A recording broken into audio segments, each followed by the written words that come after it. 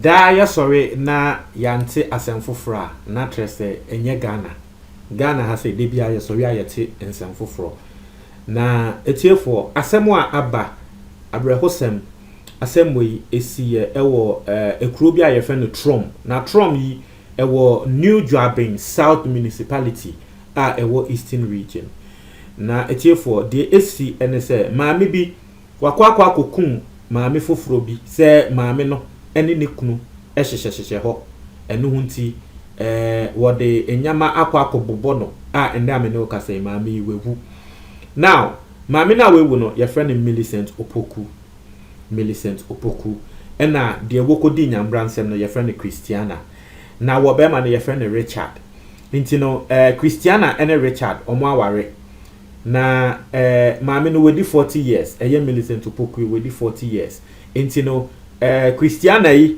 esusu se Millicent woni ni kunu hihye ho oni ni kunu hihye ho no one actually knows what happened prior to this ye nim se wama ne won mpenya na de ya but nini na no wo hu se woni ni kunu hihye ho ena wakoche se eye Millicent eda ne kunu empaso na wakoche se Millicent eda ne kunu empaso na em se maame no woko fie no wonim se bibisa ekwa kosinti wodi ndua ene nyama ekoye nti okoya Millicent eda ne kunu empaso na afei ndua no na Millicent nim ode hwehwe no hwehwe chese ebro panye easy wo bona ma obo se he maami yabo no na wo bu ni wie ye no ena wodwane ye wodi ndua no bobo no na afei Millicent ne dampa ne so na eya na wo bebisa se nti ne kunu no wo he emse na ne kunu no kra woni around nti odi ndua no bobo Millicent no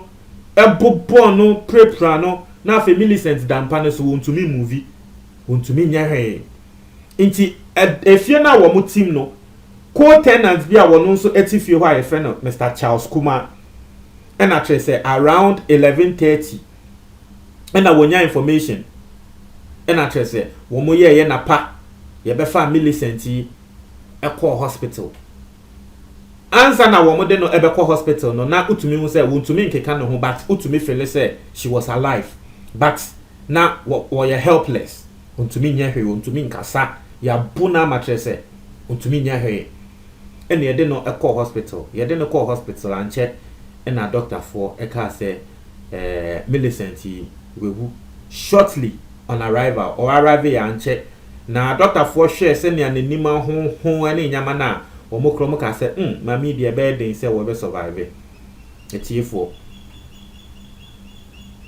shortly wewu nti yes and there was a Yakokobo police famane nti no yako Adweso District Police Command and I say Yakobo police for amane and a police for eba efie no ebehu Indiana Christiana wodi edi sa nyambransem we and that me no ka say Christiana we dwane ye hwehwe na ye hu no nti no police for eguso investigation say ye be Christiana. Now I am sounding like a broken record, but I have said this thing on this channel several times. Several times. Makawa channel way so several times. Yeah. Me nko di woni pa bi echi. E ma wo nko di bone na ho betri wo. Se wo kunu o wa wari wo so wari wo masa me nko di obi echi. 1 Sebe Ghana has say ana in natural law krano eye wo bema e na wokosi wo bape se wako akoto se wo ba bi da wokunu dem a nyansa e wo se e katrel ene se e bia wokunu kra na ye de woto nsa frɛ no because oba bi eni ho a sebe wono ankasa e de ne pe e be kwa akoda wo bema bi dem unless e bia wo bema ne nsa wom in the sense unless e bema ne na akatre wo ba ne se o bra me fie ti de America no wo ba bia ni wiase we mu a wono ankasa de ne pe ebekwa akoda wo be ma dem and you guys know that is the truth unless wo be ma na pene so se bra ansa na obekọ ukuru nim se wo ho ukuru ni se wo yere na so still na wo ne wo bai ehyehyehye ho Why are you taking your anger on the lady? I was said sebe imba saa de we na ya mba ya menti omo ase eba embe ma side a metumi aka say yes embe ma 1 2 bi nso ye ba dodo na enye because me say it happens. You find say will be ebia me yere and my girlfriend me ko to say woni obi foforo e wo ho wo ba no e na onim say oni me wo ho e na wa pene say wo be ma foforo se ne pe e na wa pene so nti oba ne na oba den wo be blame no be no kan say wo blame na oni no nko ntokwa. I have told you several times on this channel oni obi wo ho na wo feel say wa ye obi bi na wuntumi a jai ni pakono na ko say ya ware kra na jai ya ware na ko onim say wuntumi ba wa kwa akoto say wo bi da wukunu mpaso na wo hwe na wo pe wukunu no biom a na ni pakono wo be ma na epia kwa wa ma na epie ko memfa unsan ko kano wo de akata ne say mesrew eye mikunu e na ma ba ba to say wo da ne mpaso mesrew wo de epie ko me pe mikunu mefa ma ade na wa fa wukunu wo mpe wukunu a katra wukunu wo ho na say ma ba ba to say wo ba bi e da wo mpaso ntimi jai wo asa memfa na asa menko nanko ye ho kun kran because the person now ye okunu kran na sebe enye wo na wo bo no. You don't own the person. Dia wope e na wo beye even though ni pa ko na ware dia wope na obeye. So people need to understand this. Inti so wo ba wakwa to say okunu ene wo ba foforo wa ha. Why are you taking it on the lady? Ebi kran na okunu no kran no wan kan tre wo ba ne se maware. Obani nim say ekunu na why don't we hear of a lot of cases Ghana for mo abroche don't we hear of a lot of cases like that say nkrofo a wo mo aware ubo se woni obi hihye o later ansa na ebeba be unse nipa ko na aware na trese wo ba no wo nim obi aware wo Ghana deda okwa abrochi wakwa akoware ansa na oba no beba be unse se nipa ko wo aware wo mba wo Ghana atna nipa ko no kra wo mba wo Ghana e wa ase wakwa abrochi na wakwa akoware wo ansa na Ghana ni ne beba bonte say say me kunu kwa abrochi. Like, don't we hear of those stories? I'm just asking, don't we hear of those stories? Inti na chese ko die and then una ho atri you can't live a normal life. And then me ne ka say obey she can't live a normal life. Because one ma boni ampin baby aboni edru.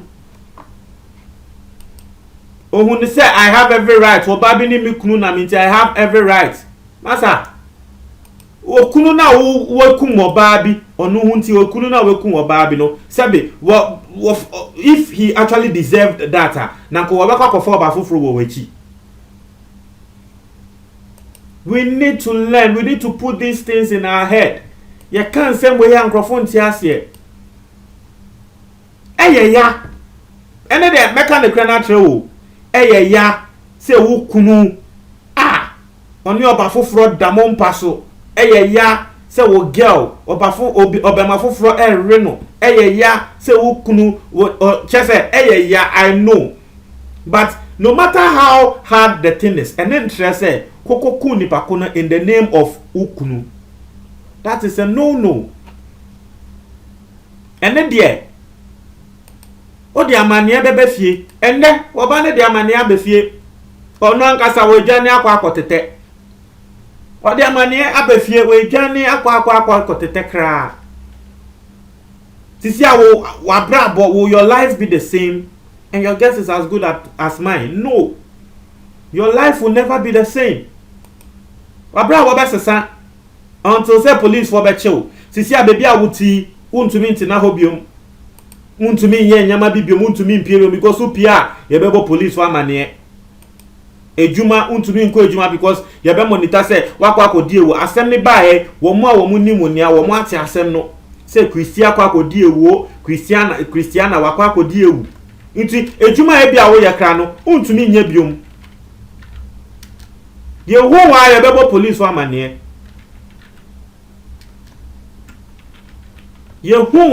police or mania.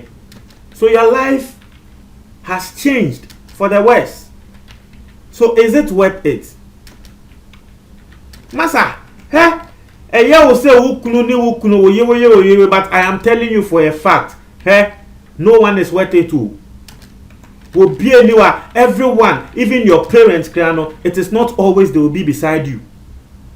And that is the truth in life. Abrabo, it is not always someone will be on your side. It is not always. Intermediate maka.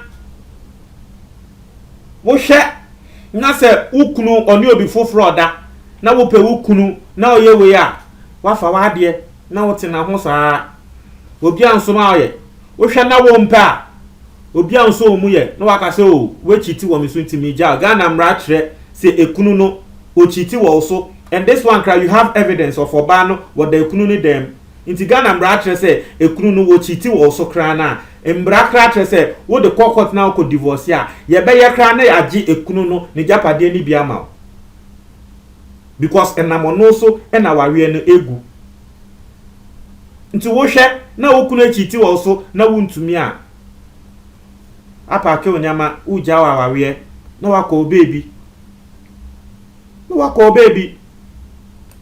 and we are saying the world's most richest woman and the world's most richest woman senior wobedane I think so, but I stand to be corrected, but yes, and Nikuru is one of the richest people on earth. I'm say your friend